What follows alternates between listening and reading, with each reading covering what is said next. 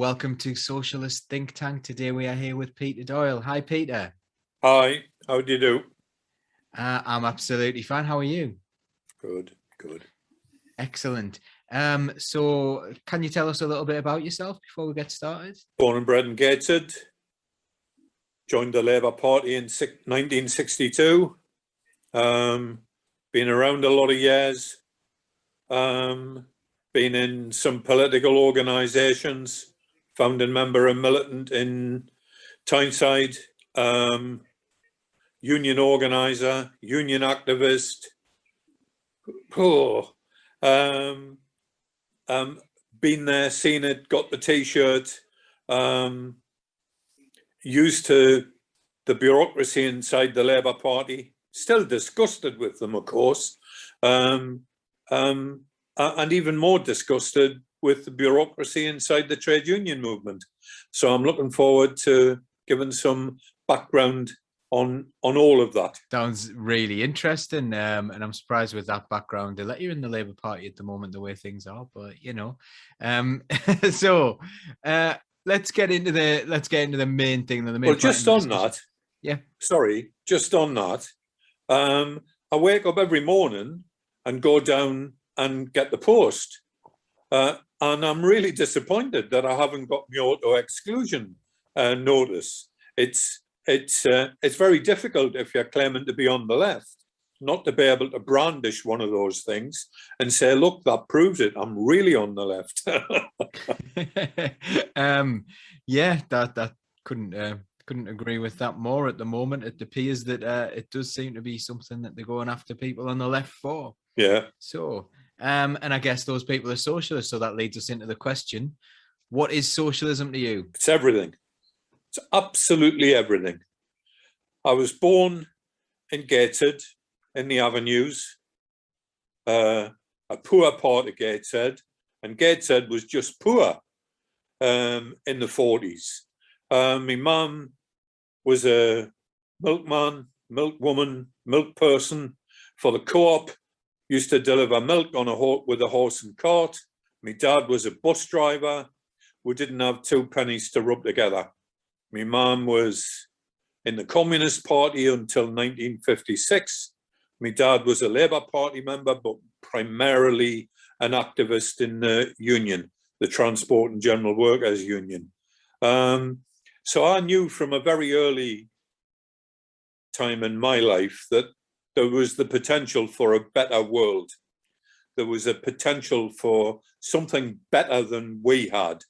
And what we had was a Tyneside flat, without hot water, without an inside toilet, without a bathroom, and everybody where I lived, everybody was in the same situation. Thousands of us, without central heating, without the ability to have a bath. I used to have to go to the Mulgrave baths in Gateshead, and that was a swimming bath, but they had slipper baths up ahead, and I had to get a bath once a week, whether I needed it or not. Yeah, so I knew from a very, very early stage in my life that there was something better. There was a potential for ordinary people to live a better life. Now, I wasn't very sure what that was when I was a kid, but you can't avoid picking up on stuff that your mum and dad say. And boy, did they say it an awful lot. I think I'm the only one that you'll get on this video chat, or any of your video chats. I think I'll be the only one that at the age of 9, I was listening to a debate or an argument between my mum and my dad over the Sino-Russian conflict, the split between Mao and Stalin. And again, I didn't follow a word of it, actually, but it sticks with you. It stays with you, it lodges into your head. So yeah, I knew from a long time that there was something potentially better than we had. So that's really interesting. So you're one of those people who were kind of almost born into it in a way, because we get like different people coming into socialism from different places, but it's sort of like in your blood, in your family, round the dinner table kind of socialism for you. Well, I mean, everybody comes into it in a different way. I mean, I became involved when I was 15 and a half, 16 with Militant, and I was given the manifesto of the Communist Party to read. And I remember sitting in the front room with my mum, and I'm reading this, or I'm trying to read it. And I remember saying to her, "What does bourgeoisie mean?" And she said, "What? What's bourgeoisie mean?" And she said, "Give us a look at that." Now, oh, that means bourgeois, son. So I read it because it said proletariat and bourgeoisie or bourgeois. And it gave an explanation of what they were. And you know, the only thing that struck me, not anything to do with Marxism, but why did he use a French word? I'm from Gated, for fuck's sake. I never did a French lesson in my life. Why is he writing in French? And I struggled with the academic side of Marxism, capital, and all the rest of it. Although I did agree with the general position that Militant, for example, put forward at that time. But I joined the Young Socialists when I was 15. That was a really, really, really good school for me. All those young comrades, all of were earnestly trying to understand what politics was about. So yeah, that was a very good school for me. But I still wasn't finished my journey. Coming to Marxism was a struggle for me. I mean, have you ever read Capital? Yeah, it's hard work, especially when you're going on for hard work. about an hour about yarn. When you're on about like yarn, and you're like, okay, right, what does that mean? Yeah, and yeah, exactly. And I fell at the first hurdle. So my introduction to politics and my journey into politics was a hard one to a large extent. I got a job, and my dad worked for the Northern General Transport. He got us a job there, and he thought I'd landed on my feet. I got a job in the office, and I was a trainee schedules clerk. There was a by-election in Hull, so me and a mate hitchhiked down to Hull Friday night. And we worked Saturday and Sunday and set back on Sunday. And it took us 3 days to get back. No fucker would stop for it on the roads. And it took us 3 days to get back. And I went into work, and the boss said to us, "You're more interested in politics than you are in your job, aren't you?" And I said, "Well, yeah, I am actually." And I got the sack. So the very first job I had, I got the sack, because I'd been away canvassing. But it was different times then. I picked a job up straight away. And there was no problem in finding jobs in those days. So one of my journeys into socialism and trying to understand it was getting the sack. I got the sack because I'd been active in politics, and also I'd been active in trying to get blokes I worked with into the union. And I'd been quite successful. And I think that was the real reason I got the sack. Not that I'd been away canvassing and it took us a long time to get back. I think they sacked us because I was a union activist at the very young age of 16 and 17. So that was one thing. I worked in the shipyards for a good number of years. That's when the pennies started to drop with me about socialism. and the meaning of socialism and the meaning of Marxism. It wasn't anything that I was picking up in the books. It was about wealth and the creation of wealth. And there was all these blokes, primarily 1 or 2 women, but all of these workers working very, very hard out in the open, in all weathers, building ships for John Hunter. And that fucker just took the profits, and we got poor wages. I worked in Clark Chapman's in marine engineering. I worked in Wright and Anderson's. My first clash with people over racism was in Wright and Anderson's. 2 Indian lads started work, and there was fucking murders on. This was in 1967, and there was murders on. And I deliberately went out of my way and sat with them while they were having their bait, because there wasn't a canteen. You just sat in all your dirt and ate your sandwiches.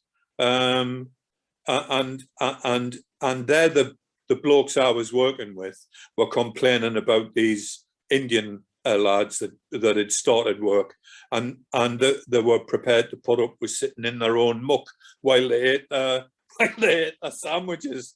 And that was the first time I realized the power of racism and the way that it can take people's minds off the real issues and the real problems. At any rate, I got them into the union, these 2 lads. I went to branch meetings with them to get them used to going to branch meetings. And then people started talking to them, 1 or 2, who were the union people, because they were pleased to see them at a union branch, them out of strike. And I was a shop steward at the time, and I issued sort of directions to the pickets, no violence, absolutely don't give them an opportunity to send the police in, no violence.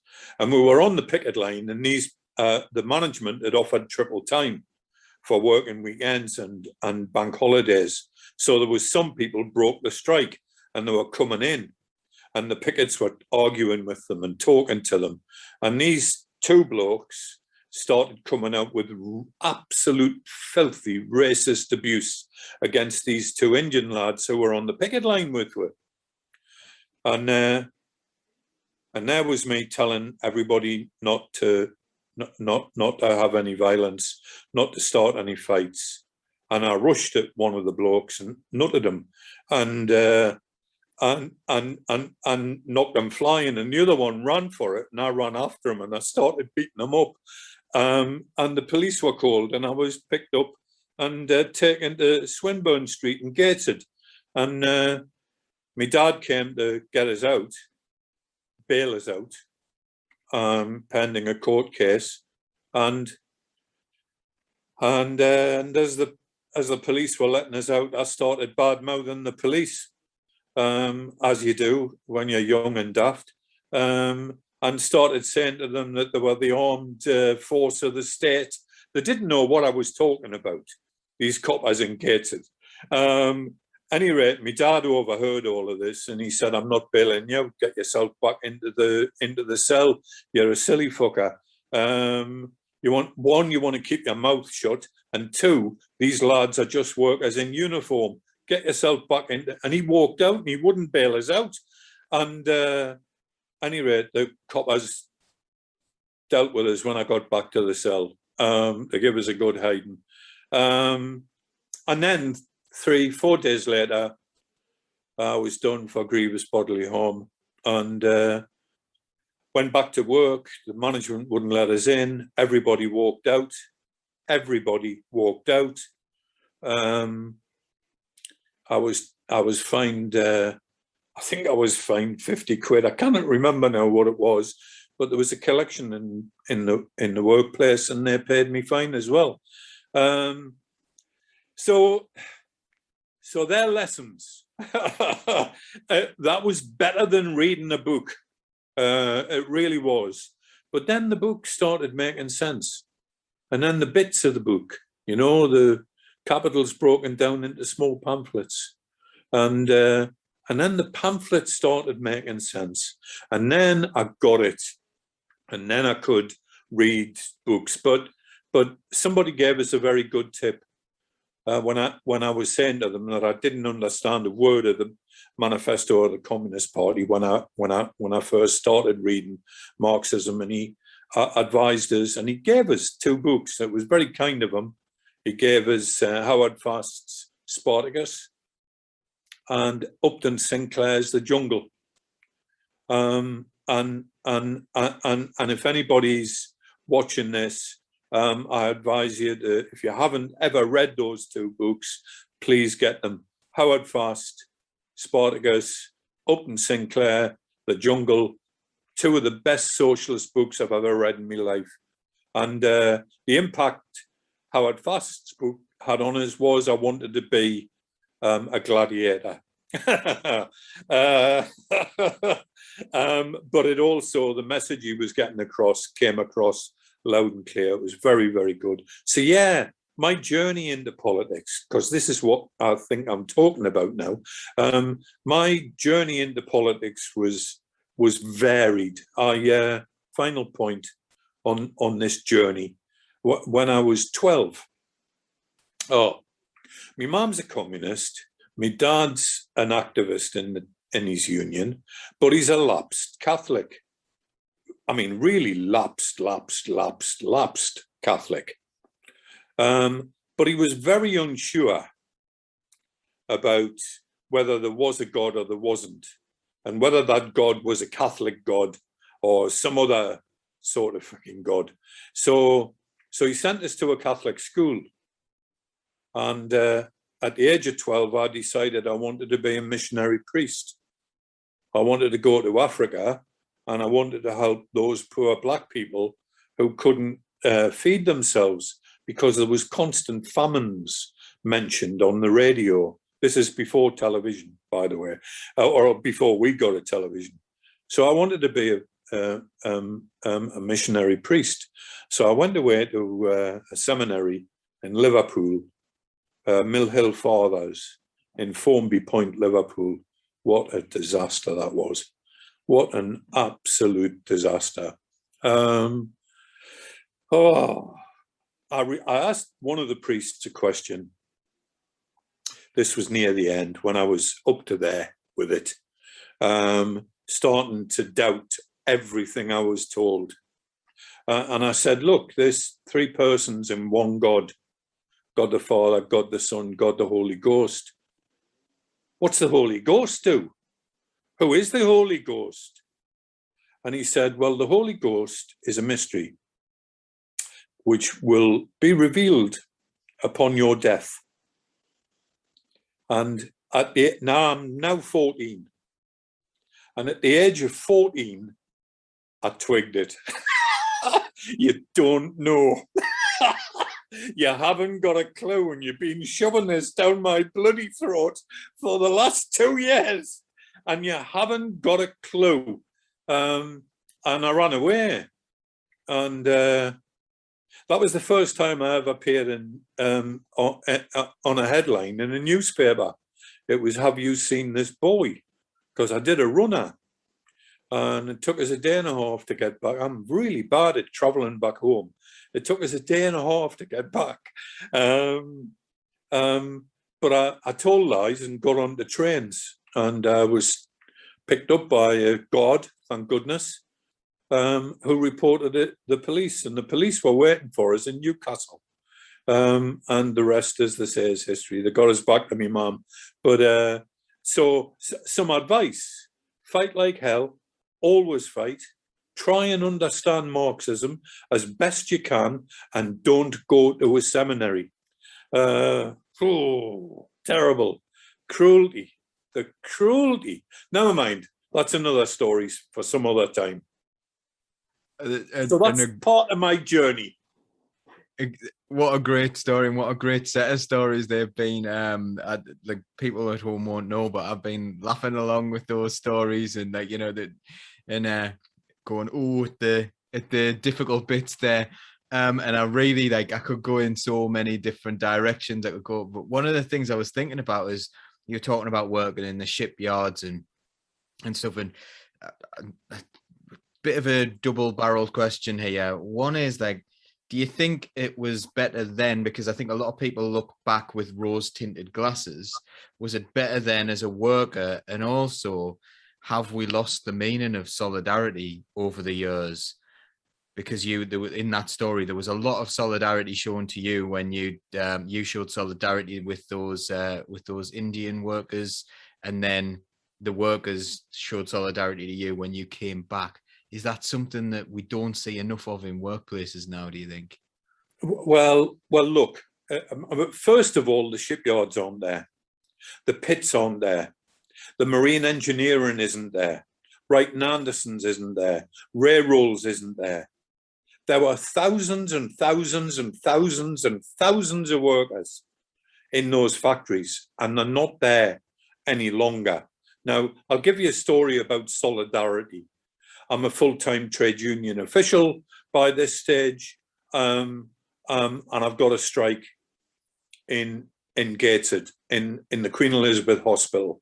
But I'm not the only one that's got a strike on, because it's a national strike.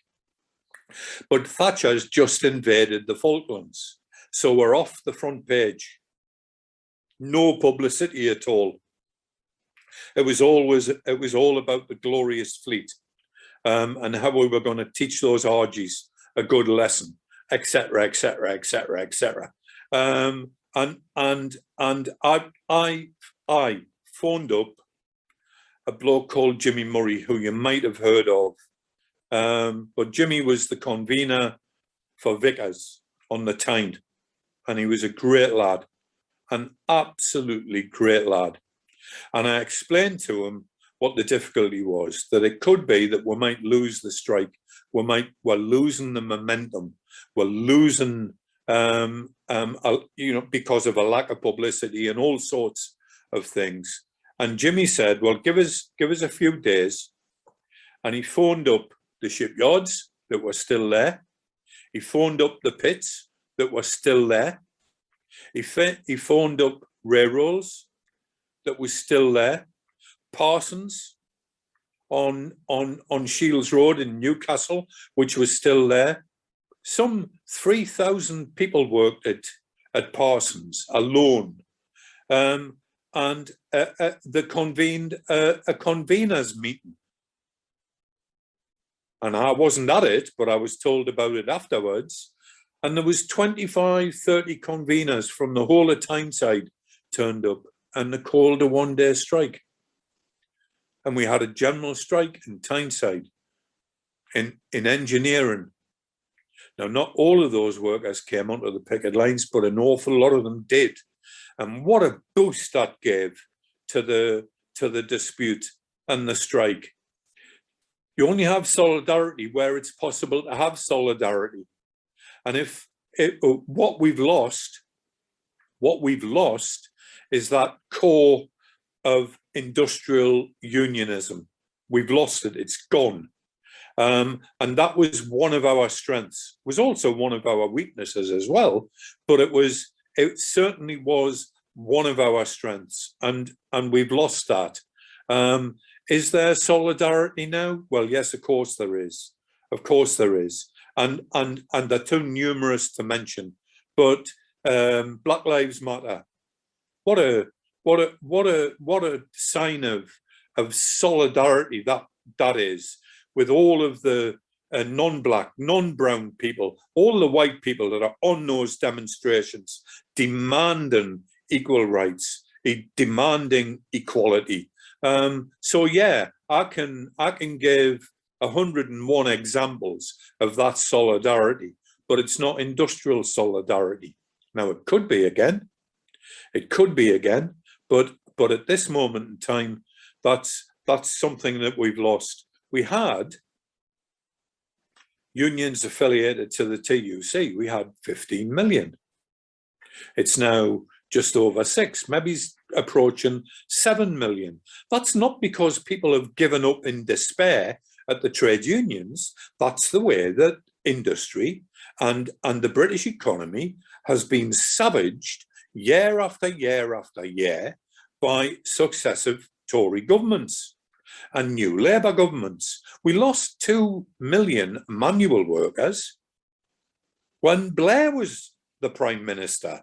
So he did us no favours either. Gordon Brown and his discussion about how he's stopped boom and bust. What a lot of bloody nonsense. And in 2008, the biggest bloody crash since 1929 happens, and then he goes out and he saves the world by buying off the bankers.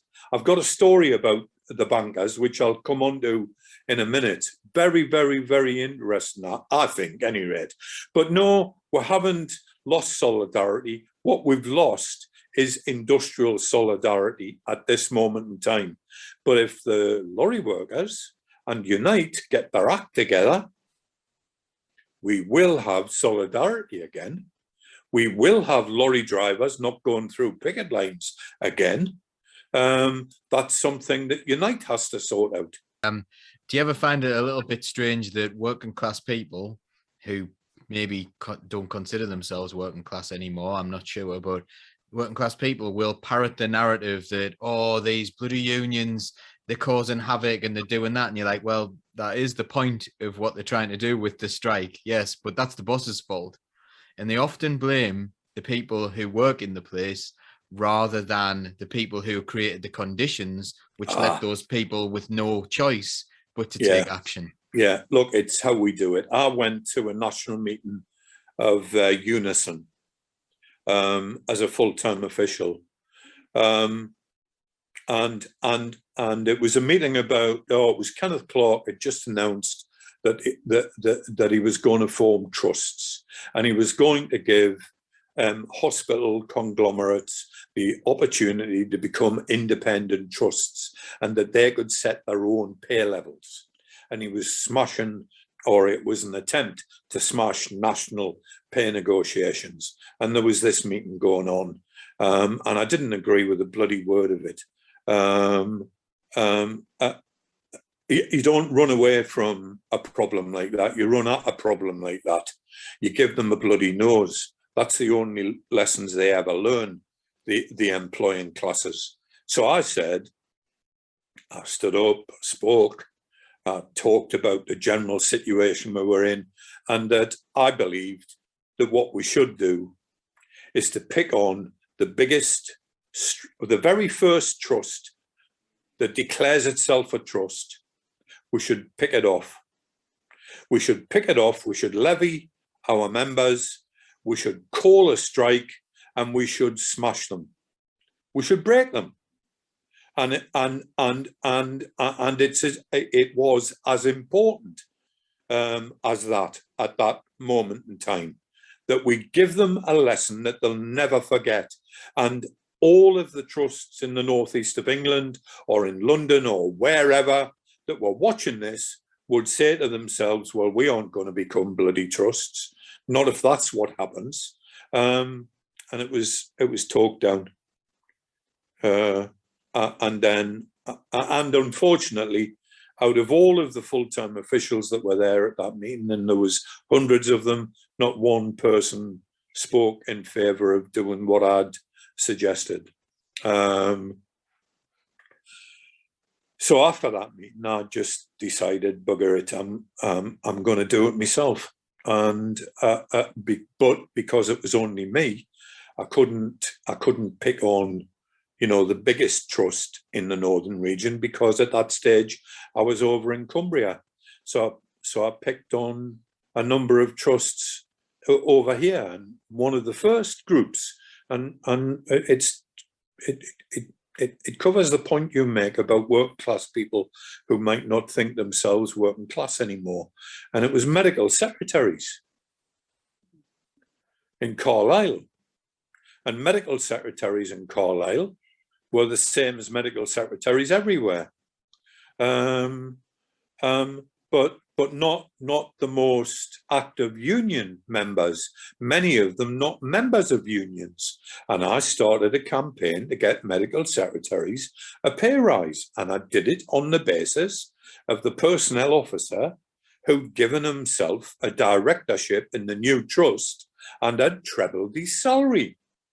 And the chief executive, who was the a senior officer in the hospital, who became the chief executive, trebled his salary. And I started a campaign saying that if they could treble their salaries, you're working just as hard, if not harder. Your consultants are working harder, and it's much, much more important work. So we should have a pay rise. The chief executive said they're not getting a pay rise because they're not worth it. That was it. We had lapel stickers made. The medical secretaries, to kick off the campaign, never used to go down to the canteen for their lunch. They used to work through the lunches. So they all went to the canteen, they all had their lunches, and as they were going to the canteen, they were slapping lapel stickers on everybody that passed, visitors, members of staff, and the whole bloody hospital was covered in lapel stickers quoting the chief executive. And it just got better and better and better. The more stupid the management were, the stronger the mood amongst the medical secretaries. We had 30% of the medical secretaries in the union when we started the campaign. We had 100% when we ended the campaign. We had a ballot for industrial action. Never came to industrial action. We had a ballot for industrial action. We got exactly what we wanted, everything that we demanded, they gave us, and we maintained 100% membership of the union. And those women learned massive, massive, massive lessons about solidarity, sticking together and fighting the employer. Now, I immediately went to West Cumbria, the trust over there. Knock, knock, knock. It's only me. Guess what we want? We want a pay rise for the medical secretaries. You can go through what they've been through in Carlisle, or you can give us the same as Carlisle. They gave us, because they knew what they were in for. I then went to Kendal. I then went to Barrow. I then went to Lancaster. And the day I left the union, retired medical secretaries were the highest paid medical secretaries in the United Kingdom. Solidarity, sister. That's how it was achieved. There has to be some bloody leadership. There has to be some leadership. Now, the leadership, I'll tell you this little story. How long have we got? We had monthly meetings in Newcastle for the full-time officials. And I went to the monthly meeting and I walked into the meeting and it went quiet. And I said, oh, hello, do you want me to go out and come back in again? So I went out, knocked on the door, came back in. Silence. I said, well, what have I done now? And this is an exact quote. You stupid fucking bastard. What have you been doing with the medical secretaries?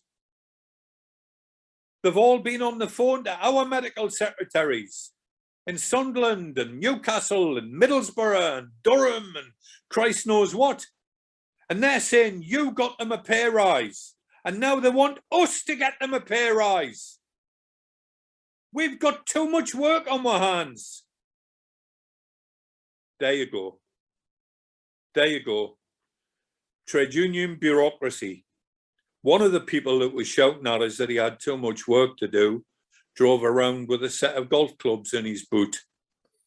Bad news. Bad news. They then decided that they were going to send me to Berwick on the picket line. with the medical secretaries. And I said, Berwick from Carlisle. I'll help out Newcastle. No, it's Berwick as a punishment. And I said, look, to the head of health, how many strikes did I actually have over the medical secretaries? Well, none. And I said, well, and how many strikes have you got over here? Well, dozens. And I said, well, has it ever dawned on you that the people that you're working with over here don't know their arse from their elbow? I get pay rises without strikes. They've got strikes everywhere. I'm not going to Berwick. I'm not going on the picket line to Berwick. You're not going to kill me off. This, at the same time, was when I was running the biggest equal pay claim that this country had ever seen, that decided they were going to send us to Berwick on a fucking picket line. And it just was awful, awful. I don't know where they found them. I did the same with hospital porters. I did the same with theatre nurses. We had a split situation in Carlisle where about 40% of the theatre nurses were in unison, the rest were in the RCN. They had an on-call system and it paid them £4.50 a week for being on call all week. And of course, being the theatre nurse, they were out every bloody night. But it was the same people that were on during the day, and they were exhausted. And we said, we're not doing it anymore for £4.50. We want 28 quid. And this is like 15 plus year ago. We want 28 quid and we're not doing it anymore. Find some more nurses to do the night shift, to do the on-call. Cut a long story short, the RCN said, oh, well, we'll settle for £6, an increase of £1.50. And I said, well, we're not going to do it for £1.50. It's 28 quid or it's nothing. And if you give us nothing, then you have to find extra nurses. The RCN took a chance, stupid fools, and went to their members. Our members ate them alive. Their own members ate them alive, and then all joined unison. And after they all joined unison, that came up. The management realised and knew they were in for a fight. If everybody was joining this horrible union led by Peter Doyle, and of course, as soon as we got to the theatre nurses in Carlisle, I went over to West Cumbria. Knock, knock, knock. Hello, it's me again. And we did it in Barra, and we went to Lancaster, and the day I retired, we had the highest paid theatre nurses in the United Kingdom. Thank you very much.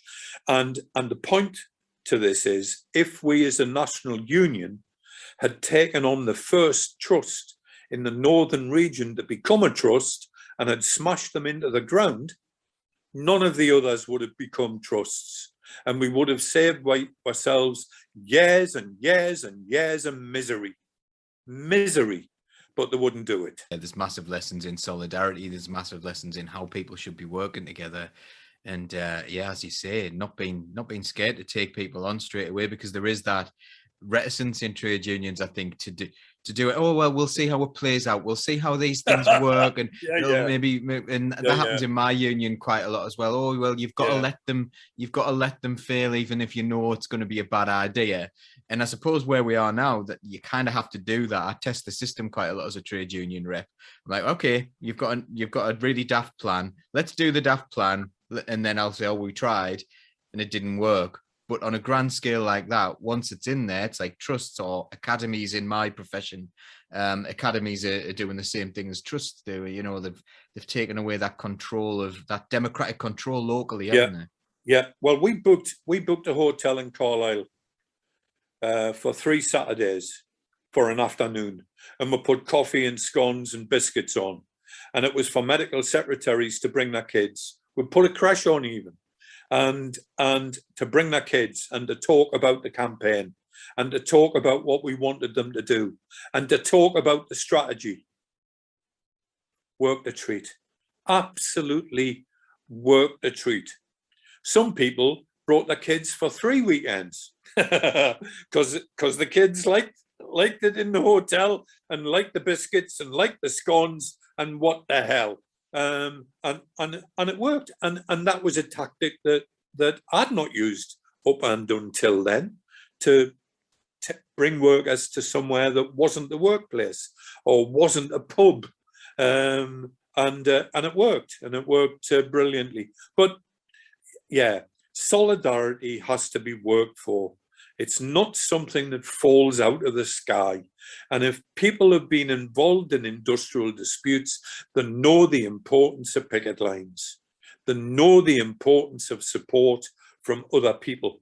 If we lose the ability to take strikes and to take action because of the leadership, then no wonder people don't understand it anymore. No wonder people don't think in the way they did 20 years ago, 30 years ago, because they haven't done anything like that for 20 years.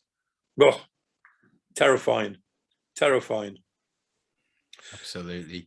I want to come back to your banking story, and then I want to talk about something else. But like, tell me that little banking story if you can, because I'm well. intrigued. What's the other else? What's the something? What I want to talk about left horizons as well. So all right, talk okay. About that. I'm excited to talk about that. Okay, right. Banking. I lodge an equal pay claim. It's a huge equal pay claim. It's in one healthcare trust. The attempts to sabotage it were immense, not from the management, from the union bureaucracy. A man called Paul Marx organized a meeting, a secret meeting with the head of the healthcare trust nationally, with the chief executive and the director of personnel in Carlisle Hospital to find a way out. Unfortunately for him, you couldn't fart in that hospital without me finding out, because we had members throughout the secretarial staff, we had members everywhere, and I found out. So I went up to the boardroom and I sat in the boardroom half an hour before the meeting was due to start. Then the chief executive and the personnel officer arrive, and then Paul Marx and the head of the health service walks in and saw me sitting there. Cut a long story short, at the end of the meeting, they'd offered 8 million quid to be shared out. And I said, go to hell, don't be stupid. We're looking at the time, we were looking at about 250 million. So don't be daft. They then went up to 18 million while the top bureaucrat from the union, the head of health, was sat there.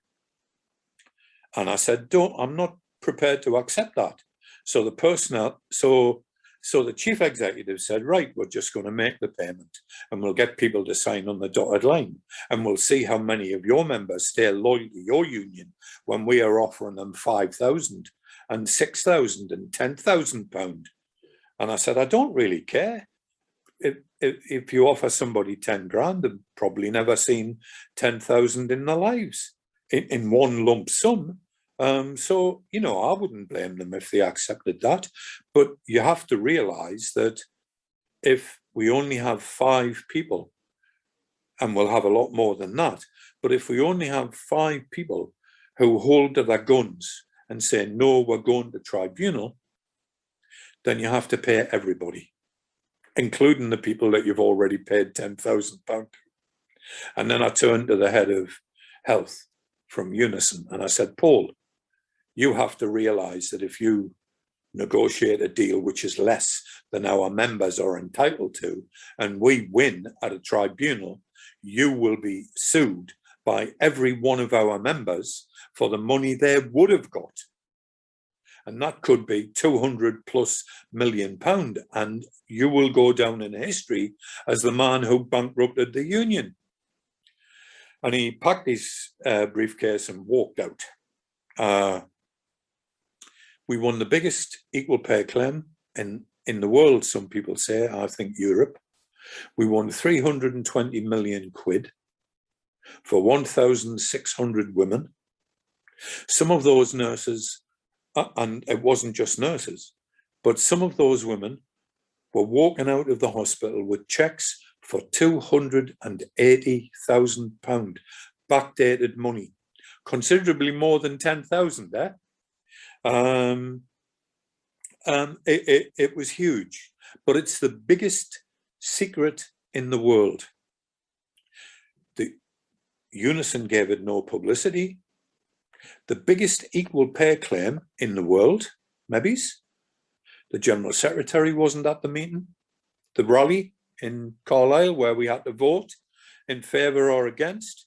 The head of health wasn't there. The Deputy General Secretary wasn't there. No fucker was there. They blanked it out. They didn't want it to happen. I was disciplined twice by the head of health on made-up charges to try and get me to drop the equal pay claim. Oh, by the way, the head of health at the time in Unison is now a Labour MP in Blaydon. Liz Twist is her name.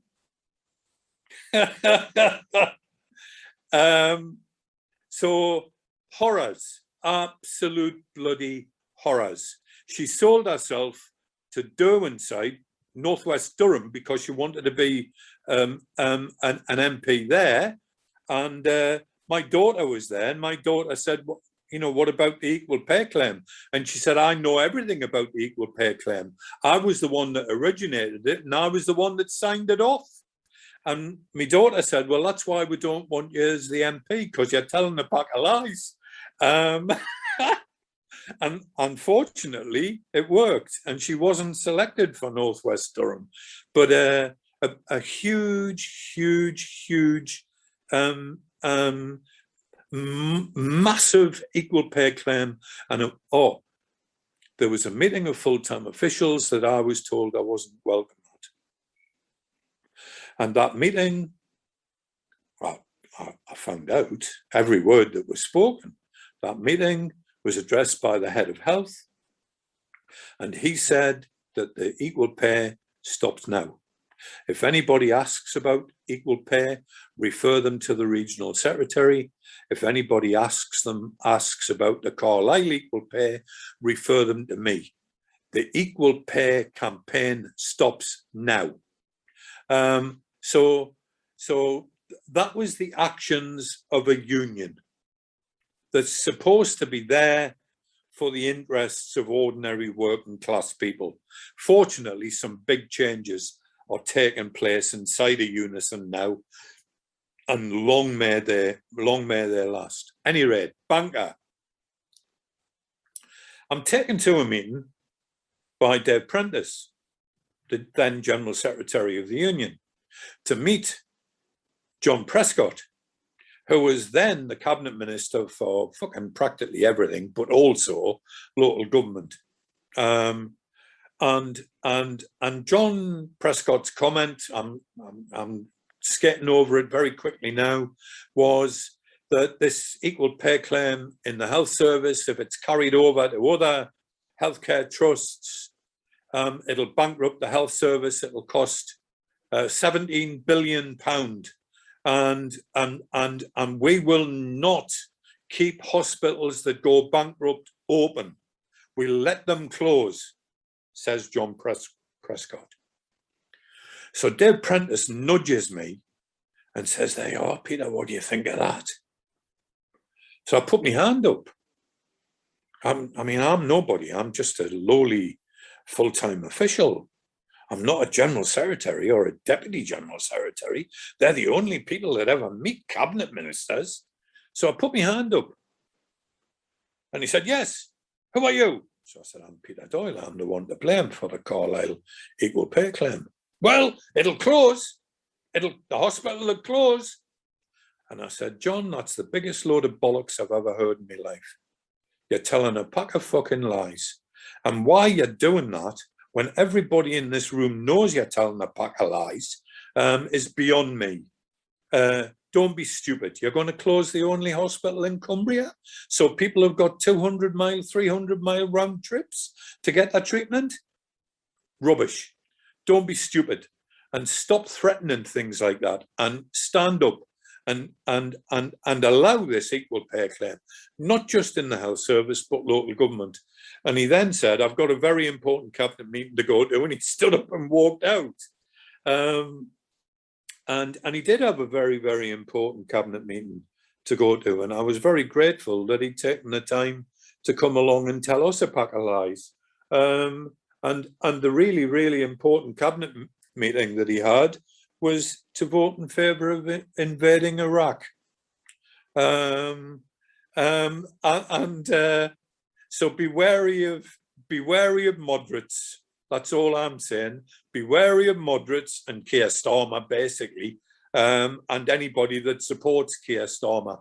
Any rate, he said £17 million it would cost to bail out all of the hospitals in the United Kingdom if we lodged equal pay claims. 2008, the banks go down with a crash. The very first bank that went crash was Northern Rock. Guess how much they were given? Given. Didn't even sign a piece of paper saying we'll pay it back over the next 1,000 years. They were given £28 billion to bail them out from the banking crash, but they couldn't find 17 billion for every single health worker in the country. They're a disgrace. And then they stuck with PFI as well. So that's the bankers' story. 28 billion for the bankers, not a penny, we are told, for the health workers for equal pay from a Labour government minister. Wow. This is like, and this is why I suppose a lot of people were trying to change the Labour Party. And for a while, it looked quite positive there, didn't it? It looked like the Labour Party. We'll change it. We'll change it because they've got fuckers like me to deal with. We'll change it. We'll change it. I'm not going anywhere. I'm not going anywhere. They expel me. I'll still go along to meetings. I'll stand outside if I have to. They're not getting rid of me after 60 years membership and the service I've put in. I was national chairman of the Young Socialists. I was the first youth representative on the NEC of the Labour Party. I've been there, seen it, got the T-shirt. They haven't. They're gonna have to work very, very hard to get rid of me. Lovely attitude, Peter. I really, really do. It's inspirational. I'm sure a lot of people will think the same as well. But I'm not a summer. Sorry, I know you want to get on to something else, but I'm not a summer warrior.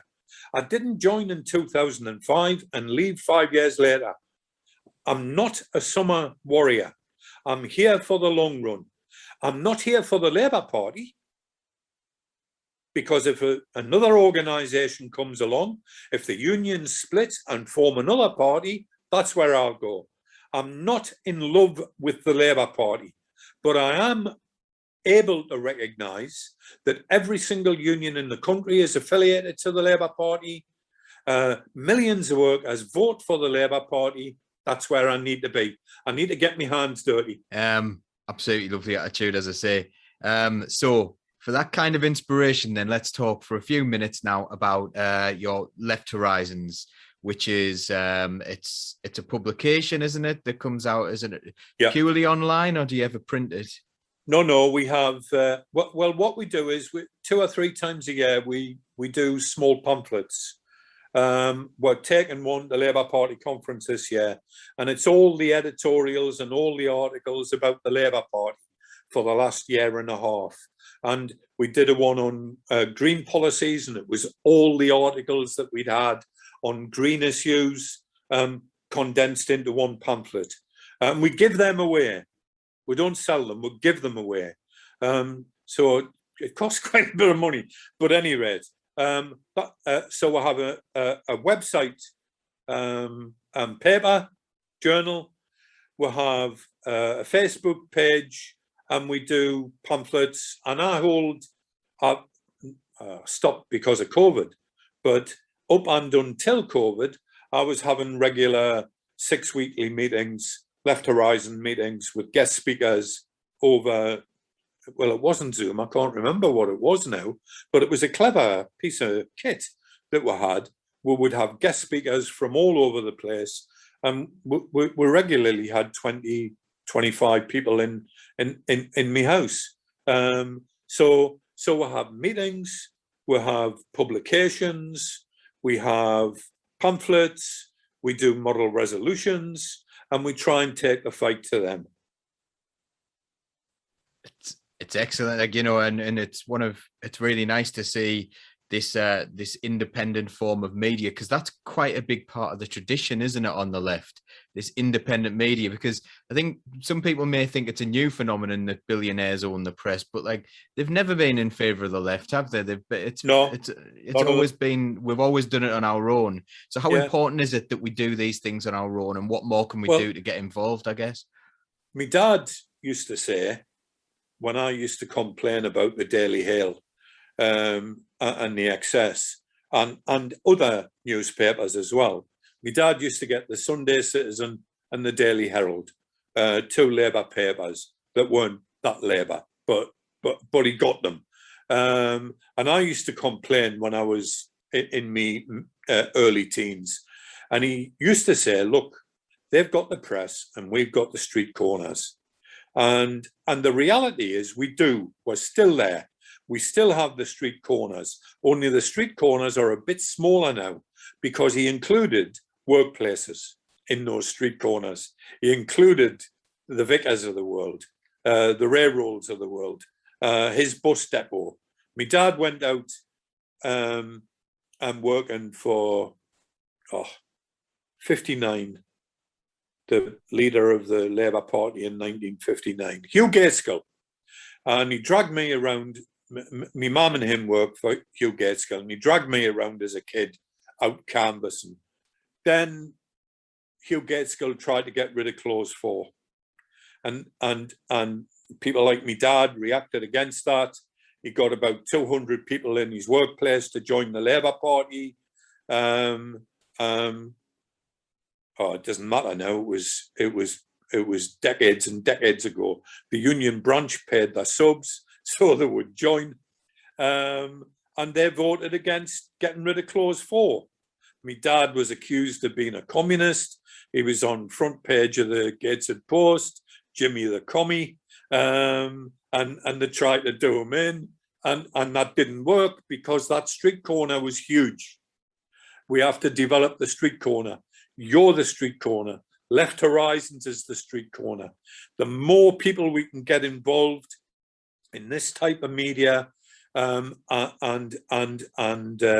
web page media, the stronger and the more informed we'll become. I think you're doing a marvelous job. I really do. I'm not just saying that. Well, I think you've spoken to me long enough now to know that if I didn't mean that, I wouldn't say it. But I do. I think you're doing a wonderful job in spreading the message and getting the word out there. And I'm doing my bit as well, as much as I can. I was in Militant. I was a founding member of Militant. I was so proud of Militant. I was very, very proud of Militant. They achieved a lot. They took control of some unions. They had 3 MPs. They had a sleeper MP.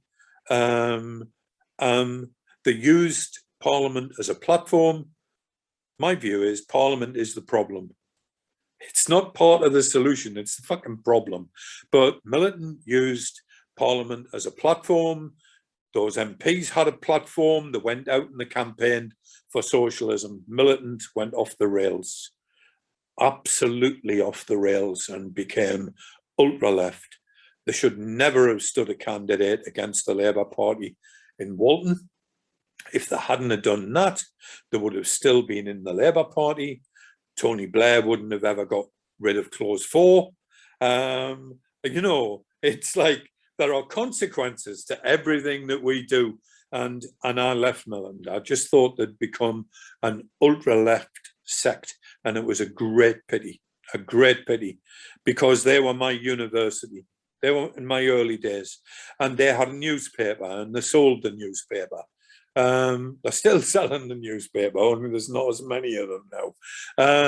And they vote against left candidates and split votes and do crazy things like that. But this, I mean, I've seen not all of them, and I apologize for that, but I've seen a few. And I started watching when Ray Goodspeed was on, and I just thought, bloody hell, this is great. So I've told loads of people about it. And in the same way as I tell them about Left Horizons, we're a group of Marxists. We make no apologies for that. We want to build a Marxist current inside the Labour Party. Marxism, i.e., we want public ownership of the means of production. We want the wealth creators to receive the wealth. That's the core of it. It's much wider than that, but that's the core of it. And so we're trying to do that. Some of us are quite old. I'm 75. I've had a triple heart bypass. I've got other various ailments. But you don't let that stop you. You don't let that stop you. I hope I'm swearing me fucking head off when I drop dead. And hopefully it's at some Tory. That would do me. That would do me fine. That would do me fine. There are lots of things that we can do. I proved it.